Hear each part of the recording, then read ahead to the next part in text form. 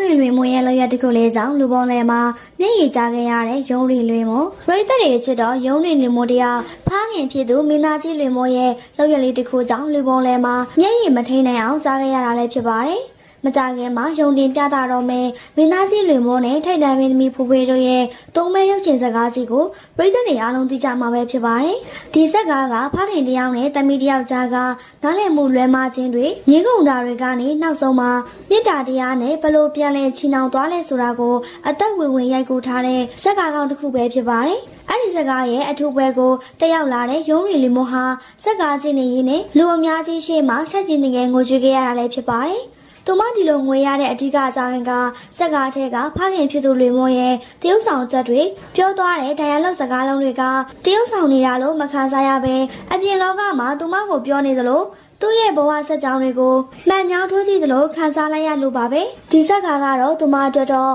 ရိုးရိုးရှင်းရှင်းရုပ်ရှင်စကားတစ်ခုမဟုတ်ပဲဖခင်တယောက်ရဲ့အနက်ဆိုင်ဆုံးခံစားချက်တွေကိုဖွင့်ဟပြလိုက်တဲ့မှတ်တမ်းတစ်ခုဖြစ်သွားခဲ့ရလဲဖြစ်ပါတယ်တကယ်တော့ဦးလင်မိုးကဖိတ်ကပေါ်မှာတင်တာဖာမြစ်တာကိုဖွင့်နိုင်သူမဟုတ်ပါဘူးအပြင်လောကမှာလည်းသမီးတွေပေါ်မှာအင်မတန်တာဝန်ကြီးတဲ့စံပြဖခင်တယောက်ပါရုံးရီလင်မိုးကိုငယ်စဉ်ကတည်းကအမှုပညာအလုပ်တွေကိုလုပ်ခိုင်းပြီးတော့ငွေရှာခိုင်းတာမျိုးလုံးဝမလုပ်ခဲ့ပါဘူးသမီးလေးကိုပညာတတ်တယောက်ဖြစ်စေခြင်းနဲ့ဆန္ဒနဲ့နိုင်ငံခြားမှာငွေကုန်ကြေးကျအများကြီးခံပြီးတော့ပညာသင်လုပ်ခဲ့တာလည်းဖြစ်ပါတယ်တမီးဖြစ်သူငငယ်ရွယ်ရွယ်နဲ့အိမ်အောင်ပြုကျင်တော့လဲဘာမှမကန့်ကွက်ပဲမိဘဝတ်တရားမပြတ်ခက်ခဲနာနာနေရာချထားခဲ့တာလည်းဖြစ်ပါတယ်။မြေဦးလေးလီယံဝင်လာတော့လဲအလုပ်တွေကြားကနေကိုရာအချိန်ပေးထိန်းချောင်းခဲ့တာအလုံးမျက်မြင်ကိုတွေသိပါပဲ။အထူးခြားဆုံးနဲ့ရုံးရီလင်မောအတွက်ဘဝမှာအကြီးပါဆုံးခွန်အားဖြစ်စေခဲ့တဲ့ဖခင်ရဲ့လောက်ရကတမီးဖြစ်သူရဲ့အိမ်အောင်ရွေးကွဲကွာပြီးလောကဓာတ်လိုင်းတဘိုးတွေရိုက်ခတ်လာချိန်မှာ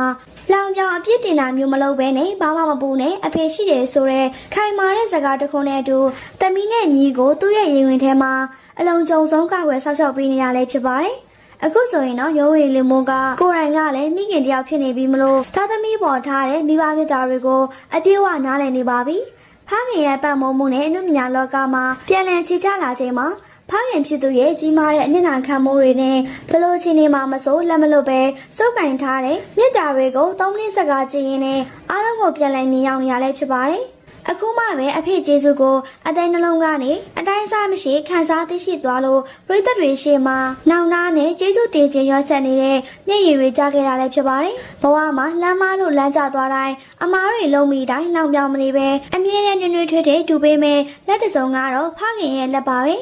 ရုံးရီလွေမိုးရဲ့မျက်ရည်တွေကနေတဆင်မင်းသားကြီးလွေမိုးရဲ့စံမြဖခင်ပုံရင်ကိုပြည်သက်တွေကပို့ပြီးတော့လေးစားချီးကျူးနေကြတာလည်းဖြစ်ပါတယ်။ကဲဒီဗီဒီယိုလေးကိုချစ်ချွတ်အားပေးနေကြတဲ့ပြည်သက်တွေကရောတမီးဖြစ်သူလဲကြချိန်တိုင်းမှာအမြဲတမ်းနောက်ခံအင်အားအဖြစ်ရက်တည်ပေးနေတဲ့လွေမိုးရဲ့ဖခင်မြတ်တာတွေပေါ်ဘလို့မြင်လဲဆိုတာခေါင်းမရေးသွားပေးခဲ့ကြပါအောင်ရှင်။အဖေမြတ်တာကိုအခုလိုနှက်နှက်ဆိုင်ဆိုင်နားလည်သွားတဲ့ရုံးရီလွေမိုးအတွက်ရောဘလို့အားပေးစကားလေးတွေပြောချင်လဲဆိုတာမှတ်ချက်မှရေးသွားပေးခဲ့ကြပါအောင်နော်။